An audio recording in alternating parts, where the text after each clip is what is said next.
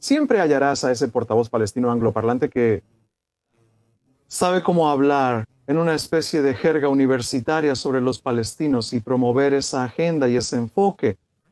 Somos un implante artificial de otro lugar por fuerzas externas nefastas que son muy, muy poderosas. El imperio británico, zarista, alemán, americano y francés. Y siempre es un proyecto imperial diferente. Hasta el punto en que en 1948, la declaración de guerra egipcia en el Parlamento egipcio es una declaración de guerra contra nosotros por ser comunistas. Shalom y bienvenidos a Estado de una Nación. Soy Eilon Levy. Secretario General de la Organización de las Naciones Unidas desató una tormenta cuando dijo eso, como si esas atrocidades pudieran ser racionalizadas o excusadas, como si dependiera del contexto. Pero tenía razón. Los ataques de Hamas no ocurrieron en el vacío, y el contexto importa. Hay muchos nombres para lo que sucedió ese terrible día cuando los terroristas de Hamas masacraron a 1,200 personas y tomaron 253 rehenes. Los ataques del 7 de octubre, el Sábado Negro, la masacre de Simchat Torah. Pero para Hamas tiene un nombre: Operación Inundación Al-Aqsa. Al-Aqsa, el nombre de la mezquita que se encuentra en la cima del Monte del Templo en Jerusalén. Es fácil pensar que el conflicto árabe-israelí es una disputa por tierras. Israelíes y palestinos desean la tierra, pero como niños traviesos, no logran acordar compartirla. Pero este es un conflicto sobre tierra más religión, tierra más nacionalismo, tierra más historia. Y eso significa que es un conflicto sobre narrativa, un choque entre dos historias épicas sobre qué estamos haciendo aquí, qué está haciendo el otro lado aquí, cómo llegamos aquí y hacia dónde vamos desde aquí. Y nada simboliza eso mejor que Al-Aqsa, el símbolo definitivo de la visión de Hamas de un califato religioso desde el río hasta el mar. Para los palestinos, un sitio sagrado islámico que los ejércitos musulmanes deben levantarse para liberar de los infieles, los judíos. Para los israelíes, una mezquita que se encuentra en la cima del sitio más sagrado del judaísmo, el Monte del Templo, sobre los escombros de los dos antiguos templos judíos, el recordatorio definitivo de que Israel es la patria ancestral de los judíos. Este es un conflicto sobre dos pueblos cuyas narrativas están fundamentalmente desalineadas y, sin embargo, cuyas identidades están inextricablemente entrelazadas, quienes cuando no están gritándose el uno al otro, al menos están hablando con propósitos cruzados. ¿Qué es lo que los palestinos entienden fundamentalmente mal sobre nosotros, los israelíes? ¿Cómo están agravando estos malentendidos este conflicto? ¿Y hay alguna manera para nosotros y para el mundo de ayudar a nuestros vecinos a vernos con otros ojos y entender no somos colonizadores extranjeros que desaparecerán si usan suficiente violencia? Israel es nuestra patria y aquí permaneceremos. Mi invitado hoy es el brillantemente combativo Haviv Rettigor, corresponsal político y analista senior en The Times of Israel. Entre entender la política de Israel, Haviv ha invertido un pensamiento profundo y matizado en entender las narrativas de los palestinos sobre Israel. Trazando patrones a través de la historia, desempaquetando cómo la historia de la Tierra Santa se repite, primero como tragedia, segundo como farsa y tercero como los horribles ataques del 7 de octubre. Únete a nosotros mientras desempaquetamos cómo la historia está impulsando las historias, cómo las historias están impulsando la historia. Historia que conforma el estado de nuestra nación.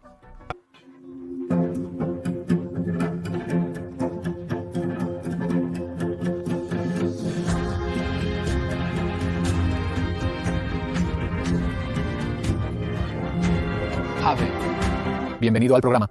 Gracias por invitarme, Elon. ¿Cómo estás? Haviv. Israel asumió que jamás nunca lanzaría una invasión al estilo del 7 de octubre porque sabía que sería aplastado. Y está siendo aplastado. Y aún así, las encuestas muestran que la mayoría de los palestinos piensan que fue la decisión correcta para Hamas lanzar los ataques del 7 de octubre, a pesar de todo lo que ha estado sucediendo. ¿Qué pueden ver? ¿Qué creen que pueden ver que nosotros no? Hay una respuesta superficial y una respuesta más profunda. La respuesta superficial es, la respuesta más superficial es un deseo de causar tanto daño a Israel como sea posible un deseo arraigado en décadas de conflicto.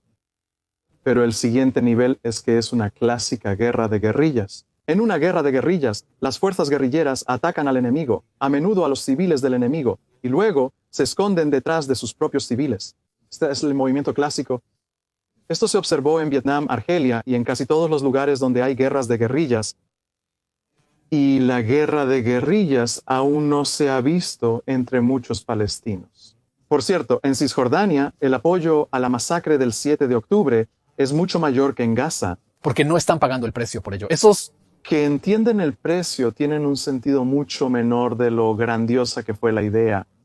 El apoyo a Hamas para sobrevivir a la guerra es mucho mayor en Cisjordania que entre los gazatíes, donde no es la mayoría. Entre el 15 y 20% desea que Hamas gobierne Gaza después de la guerra, aunque no recuerdo las cifras exactas. Esos son encuestadores palestinos, en cooperación con firmas internacionales, realizando encuestas confiables a palestinos. Algunos palestinos creen que están participando en una guerra de guerrillas, pero los gazatíes no comparten esa opinión. Pero luego está el nivel verdaderamente profundo. Las sociedades siempre están operando en múltiples niveles. Las personas comunes, piensan en muchas capas diferentes. Y creo que la capa más profunda es cómo los palestinos nos ven. Para los judíos en Israel tenemos una historia clara sobre volver a nuestra tierra ancestral después de 2000 años. Pero esa no es la historia que ellos cuentan sobre nosotros. Tienen una historia de más de un siglo en la que la experiencia de los árabes en esta tierra, cuando todavía era el Imperio Otomano, y las élites árabes aquí se veían a sí mismas como otomanas, y cuando vieron a los primeros inmigrantes sionistas en los 1880 y 1890, su preocupación era por el Imperio Otomano, no tanto por ellos mismos. Y ellos estaban escribiendo y escribieron cartas, y ellos intercambiaron cartas con el gobierno otomano en Constantinopla. Aún no se llamaba Estambul.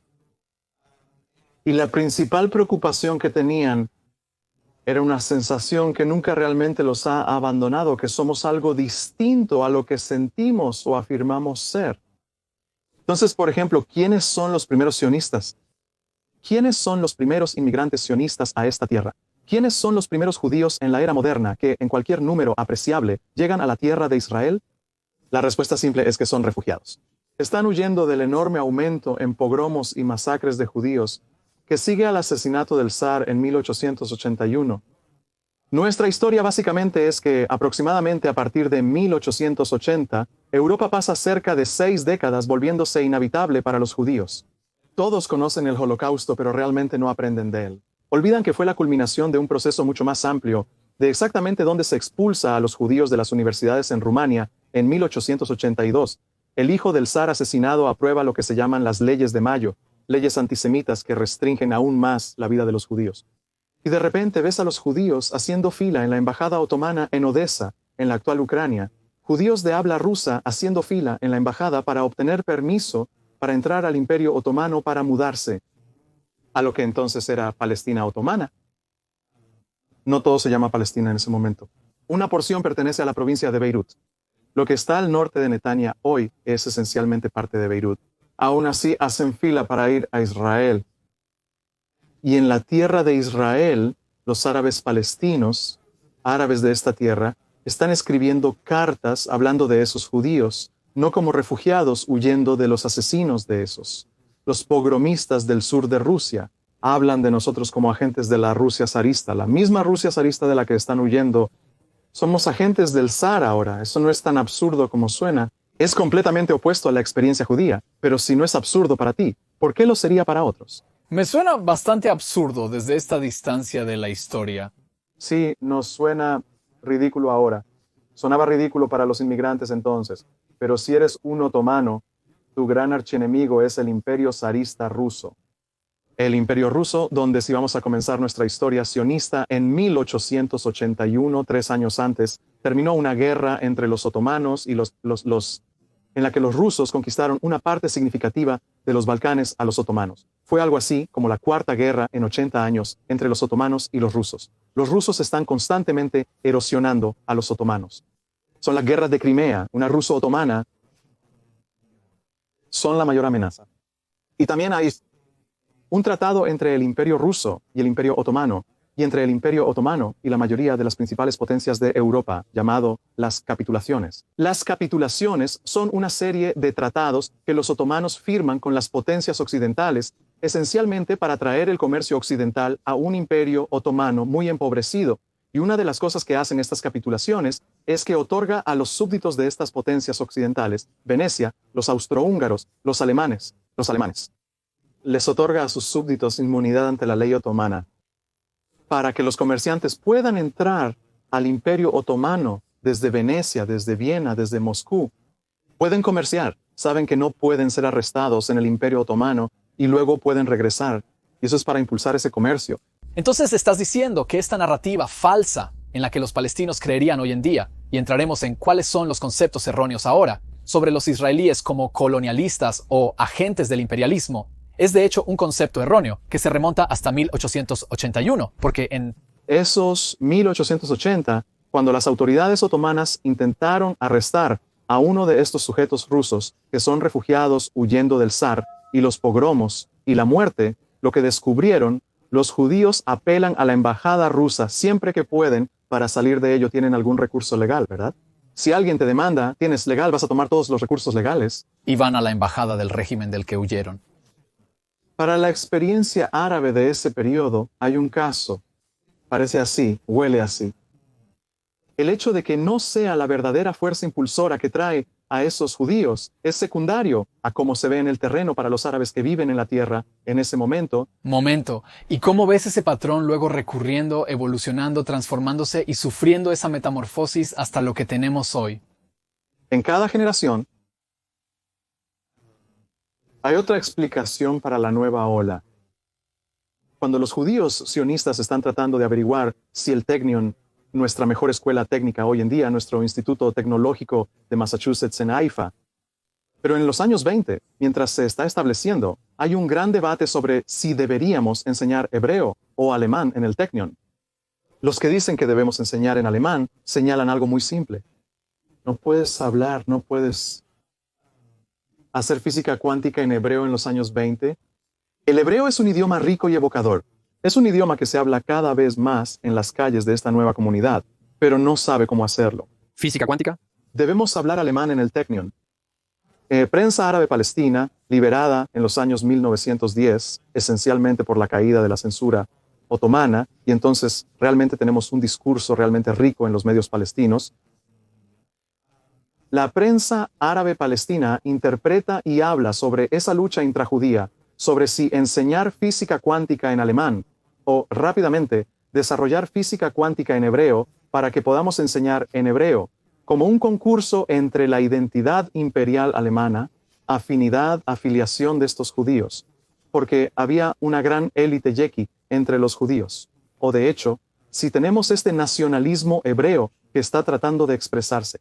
Si avanzas hasta finales de los años 20, la conferencia de San Remo, donde la Liga de Naciones se reúne e intenta pensar y realmente comienza a proponer seriamente dar a los judíos una parte significativa de la tierra para fundar su hogar nacional. Los palestinos afirman no haber estado presentes. No nos invitaron a la conferencia de San Remo, por lo que nos parece imperialismo occidental. Avanzamos al control británico, que comienza en la Primera Guerra Mundial, cuando los británicos toman la tierra de los otomanos en 1917. El mandato se instituye a principios de los años 20 y hasta 1939. El Imperio Británico oficialmente apoya al sionismo y respalda la causa sionista. Y así comienzan a pensar que el sionismo es de hecho el brazo largo del imperialismo británico. Y eso, en resumen, realmente es el malentendido central que estás diciendo sobre cómo los palestinos no logran entendernos. Que esencialmente ellos son, que somos nosotros, cómo encajamos en sus mentes. Siempre somos el brazo largo de algo más. Y siempre es un proyecto imperial diferente.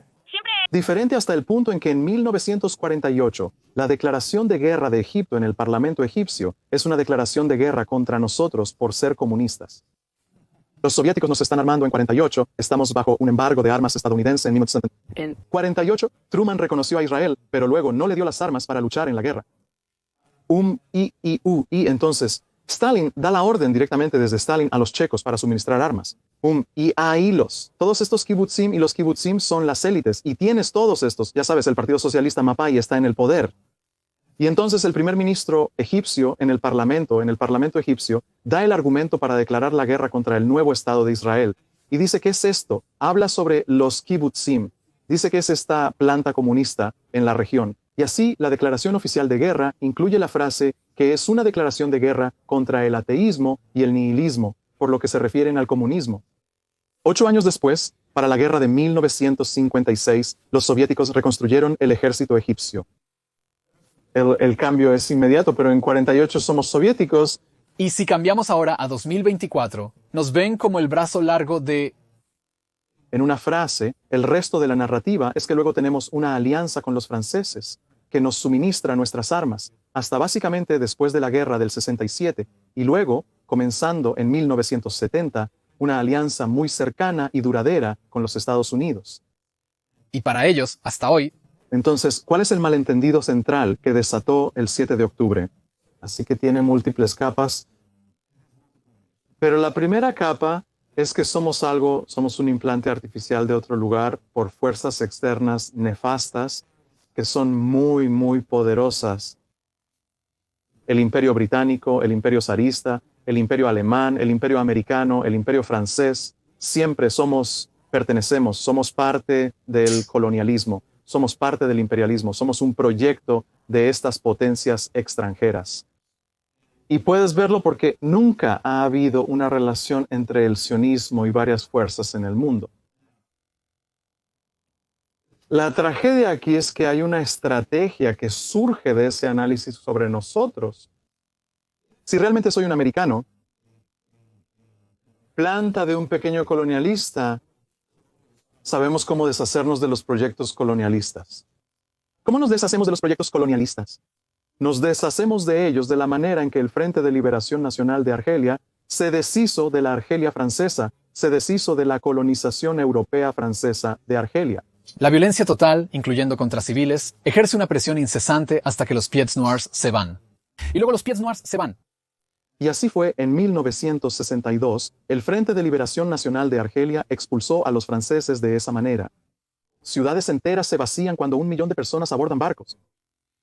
Y en 18 meses los palestinos fundaron la Organización para la Liberación de Palestina, La Organización de Liberación de Palestina se inspiró en la resistencia argelina contra los franceses.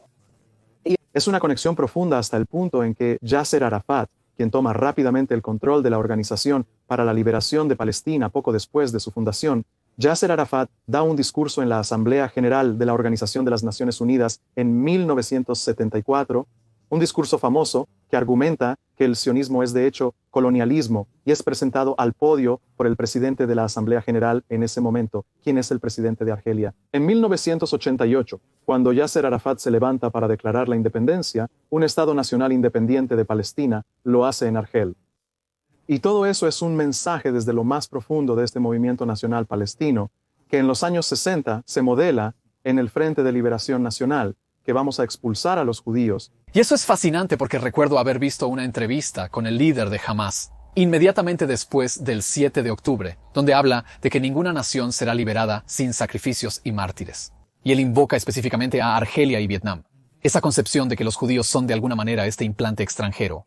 Y si aceptas la narrativa palestina sobre Israel siendo este implante artificial en Medio Oriente, su estrategia tiene mucho sentido, porque los movimientos coloniales han terminado de una de dos maneras, ¿de acuerdo? O bien una presión violenta, increíble sobre los colonos para que se levanten y se vayan como en Argelia, o el fin de los movimientos coloniales que llevaron a la Australia, Estados Unidos, Canadá de hoy en día. Los nativos fueron efectivamente exterminados, y eso es lo que temen que estamos tratando de hacerles.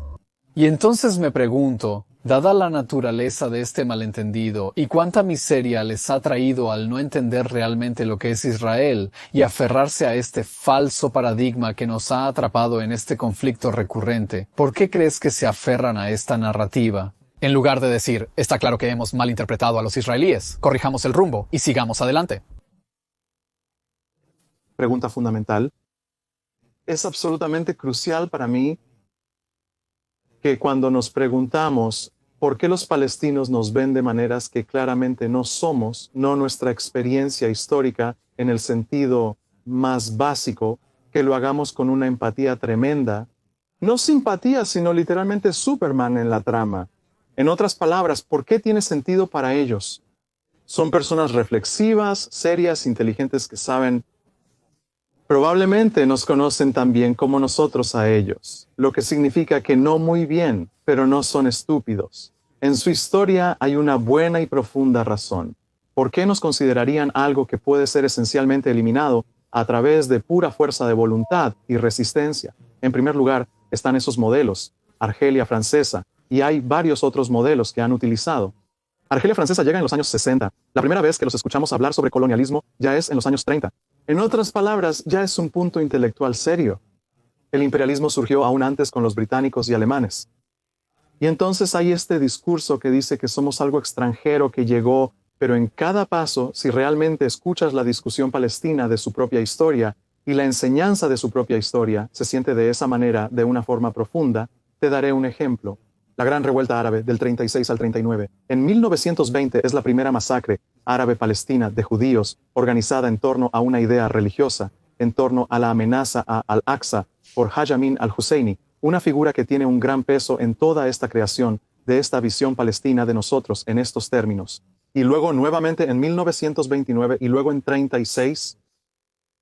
El año 1936 es un punto de inflexión histórico para los palestinos, ya que un clérigo religioso, destacando la importancia de la religión en esta historia, pero allí tienes a un clérigo llamado Izzeddin al-Qassam, en su nombre, Hamas. Nombró a su militar.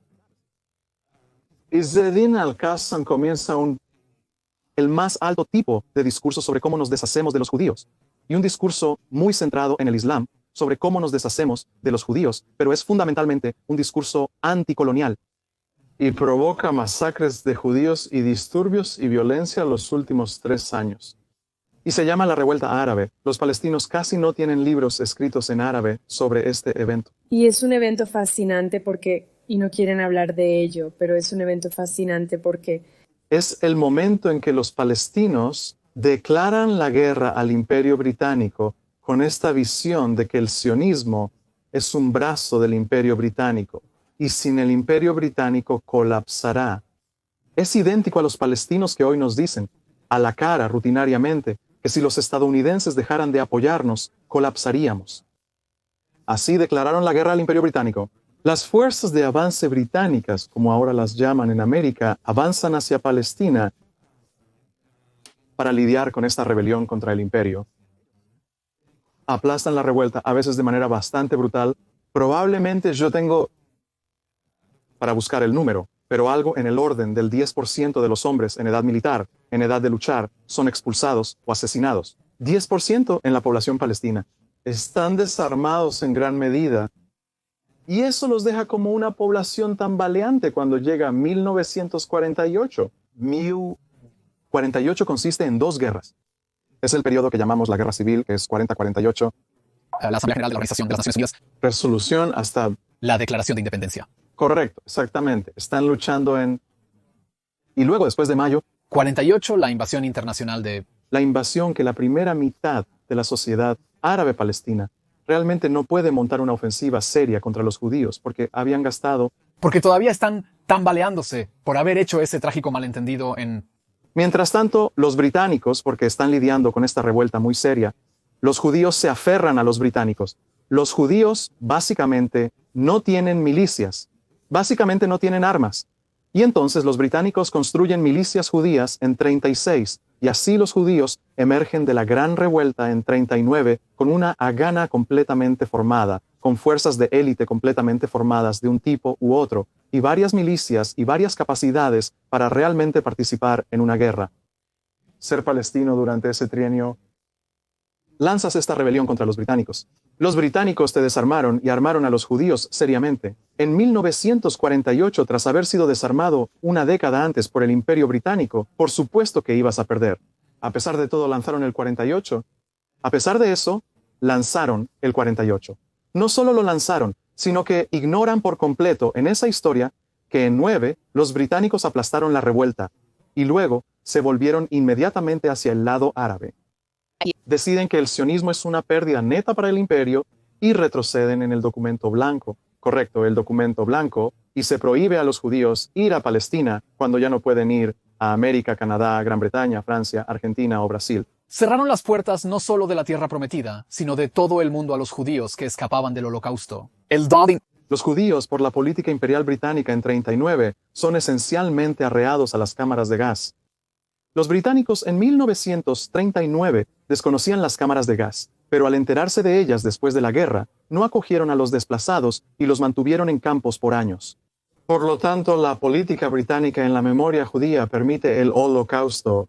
Y cualquier persona que visite la Tel Aviv moderna puede visitar Gan London frente a la playa de Bogroshov, que fue erigido como un jardín para saludar la valentía británica durante el Blitz, pero ahora alberga un memorial para todos los judíos que se ahogaron en el mar porque las puertas de la tierra de Israel estaban cerradas antes, durante e inmediatamente después del Holocausto. Correcto. Así que la memoria judía es esa memoria de Europa siendo inhabitable, de nosotros necesitando ese refugio. La memoria palestina es, ¿de qué están hablando? Los británicos se lo dieron, te dieron algo que no era suyo para darte.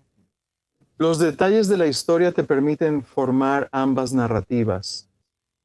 El problema no radica en que su historia o interpretación sobre nosotros sea errónea. No sé qué significa que la interpretación de la historia esté equivocada. El problema es que si concluyes a partir de eso, que por lo tanto somos en cierto sentido que eso importa estratégicamente un brazo del imperialismo británico, usarás tácticas antiimperialistas contra nosotros que no funcionarán, porque de hecho experimentamos toda esa historia como una desesperada fragilidad, vulnerabilidad y una lección para siempre ser fuertes y no tener a dónde regresar. No contamos con una Francia como la de Pied-Noir, ni una Gran Bretaña a la cual volver, siendo o no nuestra patrona imperial. Y así han desarrollado esta narrativa de lo que somos, y eso es un camino. Tienen una larga historia no exenta de cierto pseudo-intelectualismo en la clase intelectual palestina. Rashid Khalidi no está presente para defenderse, pero lo permitiré. Estos profesores que han intentado escribir esta historia unilateral dicen que es para corregir la versión de otros, pero no es una historia seria, ya que omite la otra mitad de los hechos. Pero han intentado crear esta historia que dice que la historia palestina es la única versión que es real. El problema es que la experiencia judía, siendo lo opuesto, significa que cualquier estrategia que se derive de esta narrativa palestina fracasará y ha fracasado y desconocen la razón. Y es fascinante que hables sobre cómo los palestinos han desarrollado esta narrativa sobre quiénes somos basándose en una mala interpretación, aunque no de la manera más ridícula, de los eventos que ocurren aquí en el terreno. Pero, para tomar prestada una frase del secretario general de la Organización de las Naciones Unidas, su narrativa no nació en el vacío. Existe este movimiento global antisionista, anti-Israel, que está evolucionando al mismo tiempo. Me pregunto cómo ves esas narrativas alimentándose mutuamente. En otras palabras, ¿quién nutre a quién? ¿Están los palestinos siendo nutridos por lo que se dice en círculos radicales en Europa y Estados Unidos? ¿La narrativa fluye en una dirección? Esa es una pregunta tan vasta y compleja que es casi imposible abordarla. Vamos a intentarlo, lo intentaremos. Sospecho que hay Mi experiencia con la sociedad palestina, y he intentado obtener tanta experiencia como puedo, es que hay una delgada capa de élites que discuten muy de cerca con la ideología occidental discursos de ese tipo, muy influenciados por él, intentan constantemente, durante décadas, de diversas formas, tomar la experiencia palestina y enmarcarla en términos del discurso de la élite occidental, como una forma de movilizar la opinión pública de la élite y pertenecer a eso. ¿Qué tan relacionado está eso con la narrativa en realidad? Pero creo que eso es algo superficial para los palestinos en general. Creo que los palestinos comunes, la mayoría de los palestinos, incluyendo finalmente a las élites, están mucho más conectados con el discurso del mundo musulmán y los impulsos, ideas y formas de enmarcar a los judíos del mundo musulmán que con esas cosas occidentales, que es a lo que todos los periodistas en Occidente están sintonizados. En ello.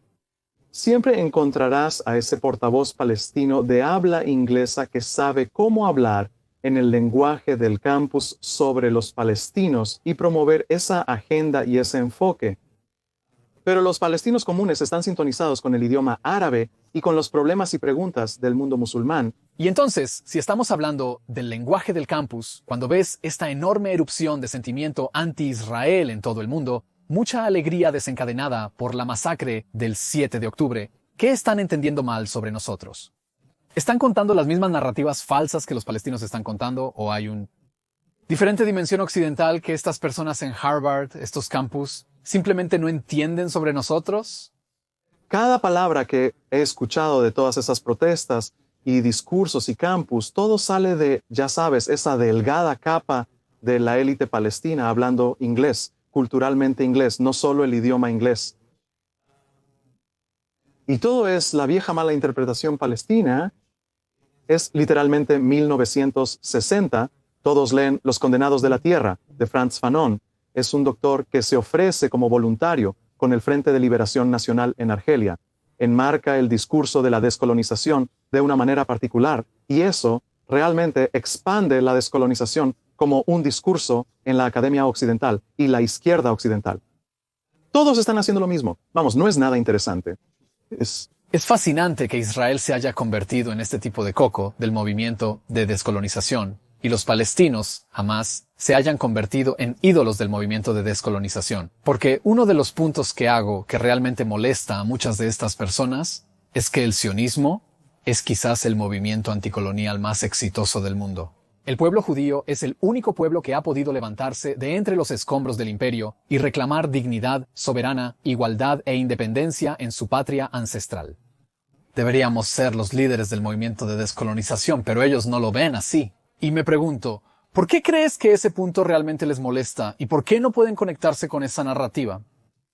Buena pregunta. El sionismo político moderno nace en Europa. El sionismo político moderno utilizó todo lo disponible.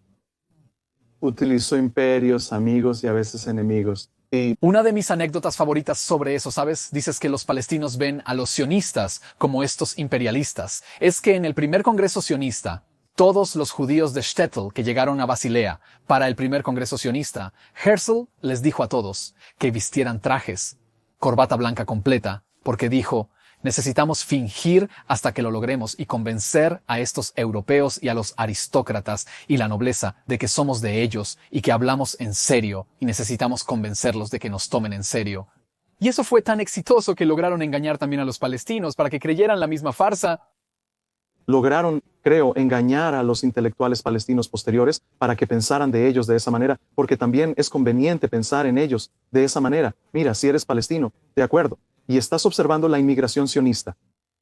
¿Qué esperas que sean los sionistas? ¿Qué sería lo más útil que pudieran ser? Algo que, con suficiente presión, podría empacar e irse algún día. ¿Y si en realidad son una nación de refugiados? ¿Y si, a medida que aumentan los números, su verdadera situación se vuelve cada vez más desesperada? ¿Y si el mundo ha cerrado sus puertas? En 1921, América aprueba la ley de cuotas de emergencia.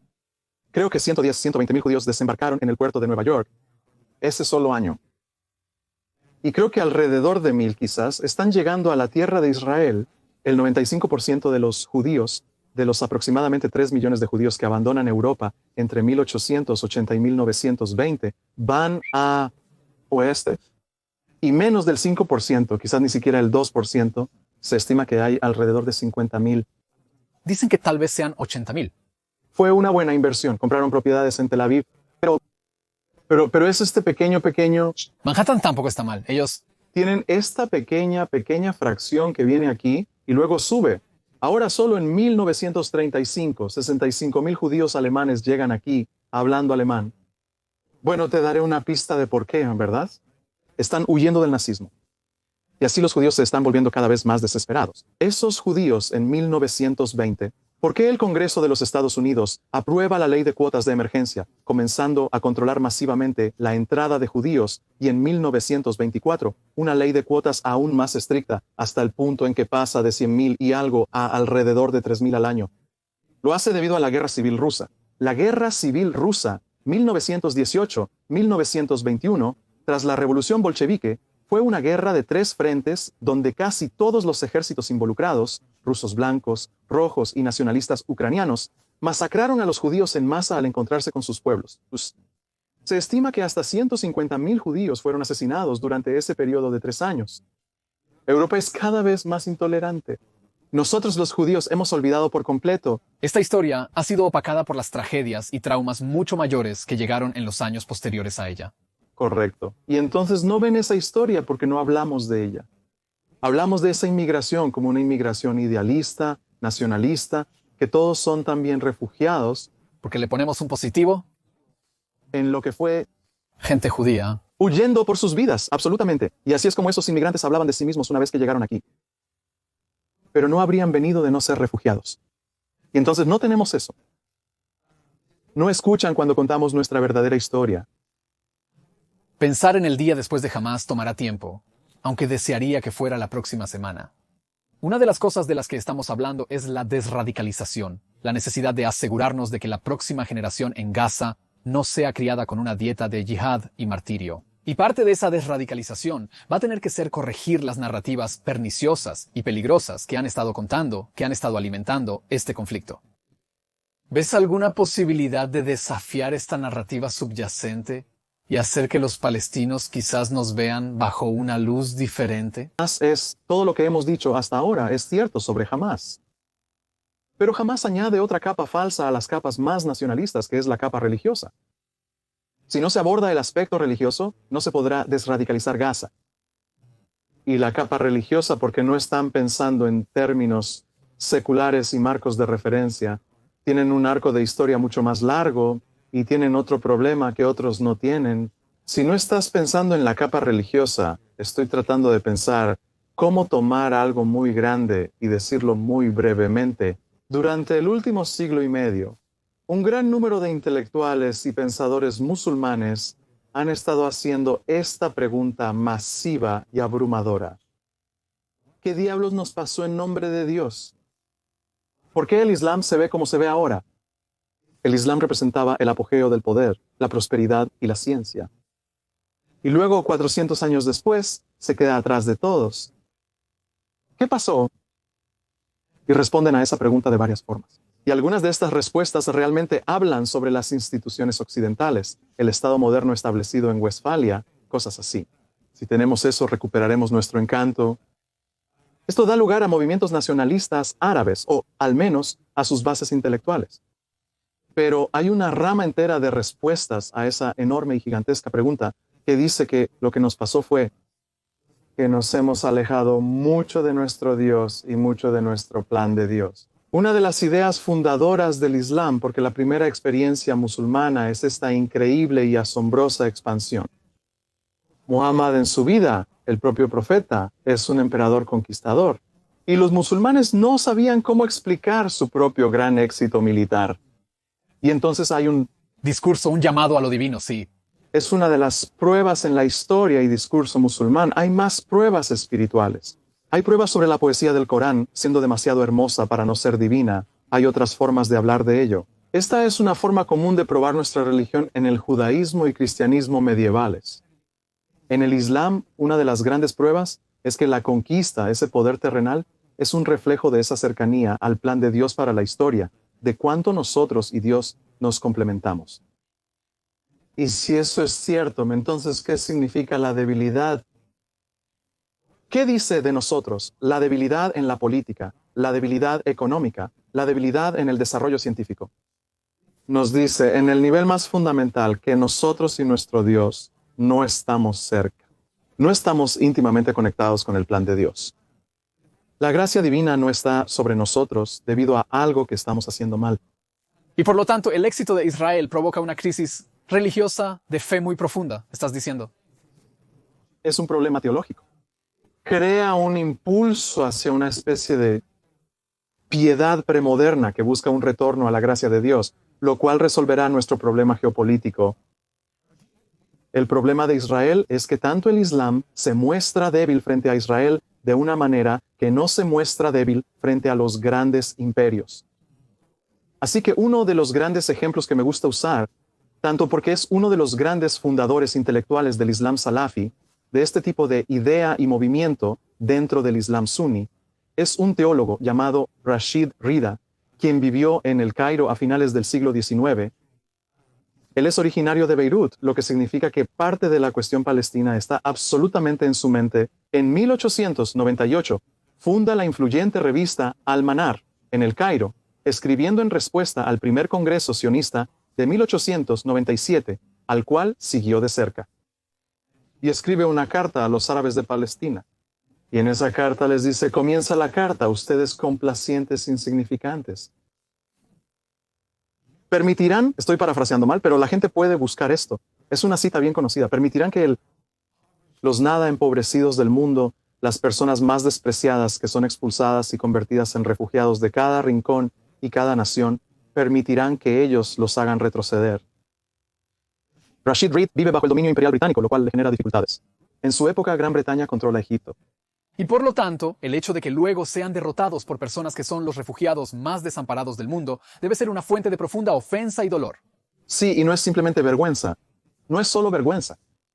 Es un verdadero problema teológico para el Imperio Británico gobernar sobre algunos musulmanes durante algún periodo. No es un desastre en el momento de su hora pico, pero para estos 1898 judíos, ellos están refugiados absolutos. Bajo el gobierno del Islam, no solo los están experimentando como refugiados judíos, los están experimentando como personas que siempre habían sido sujetos protegidos, dhimis, bajo el gobierno del Islam. Ese era su lugar legítimo. Yo creo que eso está ahí. Pero lo fortaleceremos. Ese no es su problema. Su problema simplemente es, si estoy probando la cercanía teológica del Islam a Dios por la prueba del poder terrenal, que es una antigua tradición musulmana y existe dentro del discurso musulmán y los impulsos religiosos básicos de los musulmanes, porque también es una religión de conversión. La propagación del cristianismo por el mundo refleja su estado teológico, algo que los judíos no tienen, pero los cristianos sí. E incluso en ese acero, digamos, respetémoslos como, ya sabes, absolutamente hasta el final. El problema de los judíos es un verdadero problema teológico. Los refugiados judíos de Europa, expulsados por el continente, tienen grandes dificultades para encontrar un lugar donde asentarse. Si eso es lo que te aleja, ¿qué tan lejos de Dios está el Islam? Y por lo tanto, para resolver el problema teológico, tienes que negar que son refugiados y el rechazo de la sociedad europea, porque enfrentar esa realidad y... Por consiguiente, siempre siguen un patrón y son parte de un imperio más grande. Pero no solo. Que si vas ahora a Hamas y vas ahora a Irán, su problema con nosotros no es solo geopolítico. Su problema con nosotros no es solo que necesitamos ser destruidos para que el Islam regrese a la historia como una fuerza conquistadora. Porque el Islam como una fuerza conquistadora es un Islam que está teológicamente justificado. Su problema con nosotros es que no pueden destruirnos. Si pudiéramos ser destruidos por ellos, si viviéramos a su antojo, no tendríamos que ser destruidos por ellos. El problema teológico es que ellos no pueden hacerlo. Y eso es el Islam en su punto más débil y nosotros más alejados de Dios. Y por lo tanto ellos no pueden transigir con nosotros. ¿Somos el comienzo de la destrucción? ¿Realmente tienen que destruir a América, el gran Satanás? No es un imperio enorme y poderoso. Pero si ni siquiera pueden destruirnos, no pueden demostrar que ellos y su Dios no están juntos y cerca el uno del otro. Esta ha sido una discusión fascinante. Como portavoz, siempre busco ayudar a las personas a entendernos y nuestra historia. Y aquí estás explicando cómo de hecho la verdadera historia de lo que el pueblo judío ha pasado y la creación del Estado de Israel no es suficiente para simplemente decir la verdad, porque es precisamente esa verdad, precisamente la historia real. Eso es tan doloroso y por lo tanto alimenta más conflictos. Es de alguna manera tratar de evadir esa verdad y evitar enfrentar esas verdades difíciles. No obstante, la tendencia en el Medio Oriente ha sido hacia la normalización con Israel. Los Emiratos Árabes Unidos, Bahrein, Marruecos y Arabia Saudita han estado avanzando hacia una gran reconciliación con Israel. ¿Qué les permite hacerlo? Desde mi perspectiva, esto explica por qué al inicio de los acuerdos de Abraham pensé que como compartimos el mismo enemigo, deberíamos ser amigos.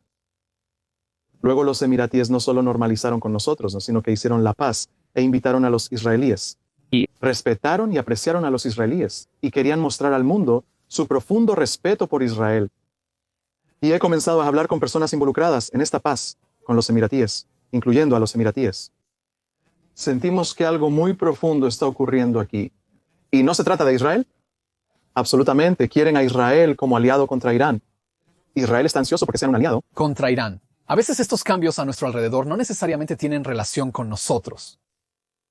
Es un argumento religioso profundo con los saudíes, los emiratíes, los bahrainíes y los gobiernos suníes conservadores en general, los jordanos, los marroquíes, tienen mucho más miedo de esta visión del Islam como dependiente del triunfo geopolítico en el mundo real. Tienen más miedo de ese radicalismo que de cualquier cosa que representemos. Piensan, para decirlo crudamente, que un Islam que mide su cercanía a Dios y justificación teológica por si puede o no erradicar a los judíos es la versión más patética y débil del Islam que puede existir.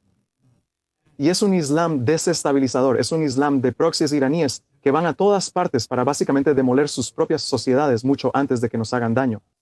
El antisemitismo ha sido una maldición a lo largo de la historia, devorando a las sociedades que lo albergan. Eso. Y entonces esto es sobre nosotros. Es absolutamente una guerra entre nosotros e Irán, y todo lo que Irán intenta hacer en la región, y cómo empoderó a Hamás para el 7 de octubre. Pero esto ocurre a un nivel profundo de desradicalización.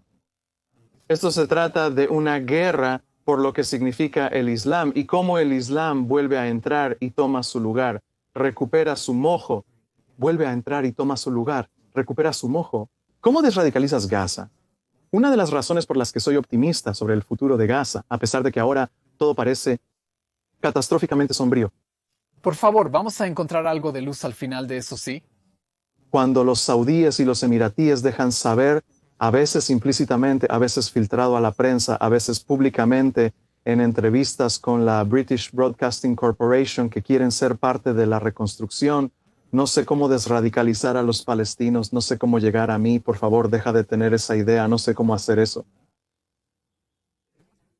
Los saudíes, desde el 11 de septiembre durante 20 años, han estado trabajando duro para resistir en la mayor guerra teológica y cultural dentro del mundo musulmán contra esta versión del Islam, que en su opinión es en sí misma la caída del Islam, es en sí misma parte de la crisis del Islam, no la solución.